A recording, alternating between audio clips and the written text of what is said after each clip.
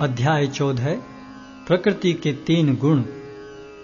भगवान ने कहा, अब मैं तुमसे समस्त ज्ञानों में सर्वश्रेष्ठ इस परम ज्ञान को पुनः कहूंगा, जिसे जान लेने पर समस्त मुनियों ने परम सिद्धि प्राप्त की है। इस ज्ञान में स्थिर होकर मनुष्य मेरी जैसी दिव्य प्रकृति को प्राप्त कर सकता है। इस प्रकार स्थित हो जाने पर वह न तो सृष्टि के समय उत्पन्न होता है और न प्रलय के समय विचलित होता है। हे भरतपुत्र, ब्रह्म नामक समग्र भौतिक वस्तु जन्म का स्रोत है और मैं इसी ब्रह्म को गर्भस्थ करता हूं, जिससे समस्त जीवों का जन्म संभव होता है।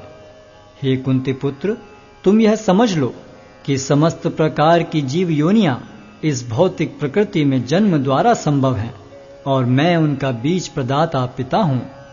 भौतिक प्रकृति 3 गुणों से युक्त है। ये हैं सतो, रजो तथा तमोगुण। हे महाबाहु अर्जुन, जब शाश्वत जीव प्रकृति के संसर्ग में आता है तो वह इन गुणों से बंध जाता है। हे निष्पाप, सतोगुण अन्य गुणों की अपेक्षा अधिक शुद्ध होने के कारण प्रकाश प्रदान करने वाला और मनुष्यों को सारे पाप कर्मों से मुक्त करने वाला है। जो लोग इस गुण में स्थित होते हैं वे सुख तथा ज्ञान के भाव से बंध जाते हैं।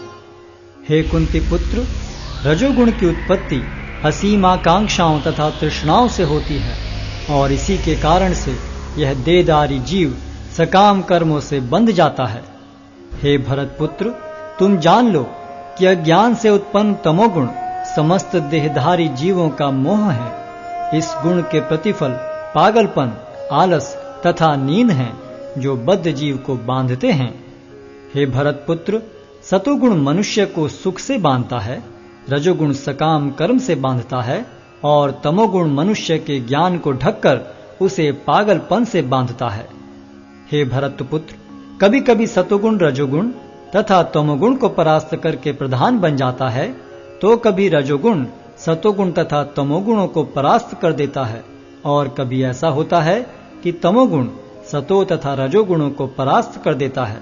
इस प्रकार श्रेष्ठता के लिए निरंतर स्पर्धा चलती रहती है। सतोगुण की अभिव्यक्ति को तभी अनुभव किया जा सकता है जब शरीर के सारे द्वार ज्ञान के प्रकाश से प्रकाशित होते हैं।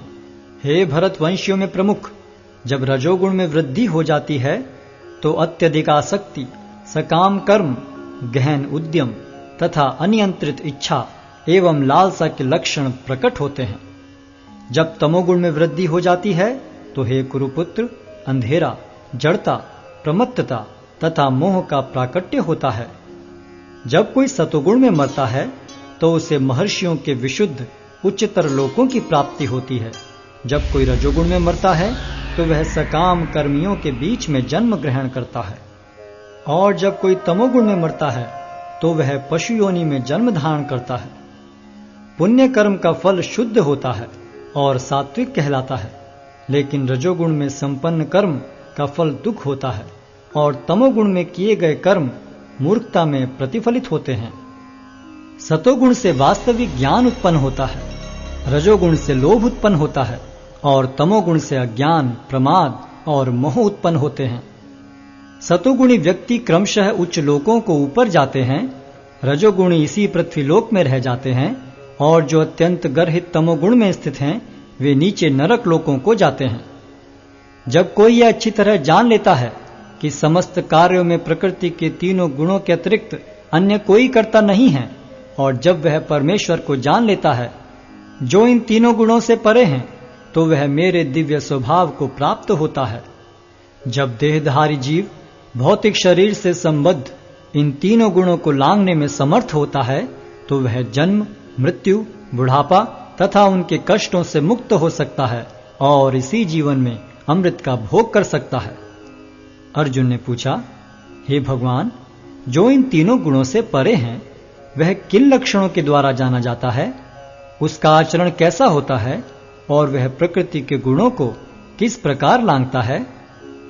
भगवान ने कहा, हे पांडुपुत्र, जो प्रकाश, आसक्ति तथा मोह के उपस्थित होने पर न तो उनसे घृणा करता है और न लुप्त हो जाने पर उनकी इच्छा करता है, जो भौतिक गुणों की इन समस्त प्रतिक्रियाओं से निश्चल तथा विचलित रहता है, और यह जानकर कि केवल गुण ही क्रियाशील हैं, उदासीन तथा दिव्य बना रहता है, जो अपने आप में स्थित है और सुख तथा दुख को एक समान मानता है, जो मिट्टी के ढेले, पत्थर एवं स्वर्ण के टुकड़े को समान दृष्टि से देखता है, जो अनुकूल तथा प्रतिकूल के प्रति समान बना रहता है, जो धीर है और प्रशंसा तथा बुराई, मान तथा अपमान में समान भाव से रहता है, जो शत्रु तथा मित्र के साथ समान व्यवहार करता है और जिसने सारे भौतिक कार्यों का परित्याग कर दिया है, ऐसे व्यक्ति को प्रकृति के गुणों से अतीत कहते हैं। जो समस्त परिस्थितियों में अविचलित भाव से पूर्ण भक्ति में प्रवृत्त होता है, वह तुरंत ही प्रकृति के गुणों को लांघ जाता है और इस प्रकार ब्रह्म के स्तर तक पहुंच जाता है। और मैं ही उस निराकार ब्रह्म का आश्रय हूं, जो अमर्त्य, अविनाशी तथा शाश्वत है और चरम सुख का स्वाभाविक पद है।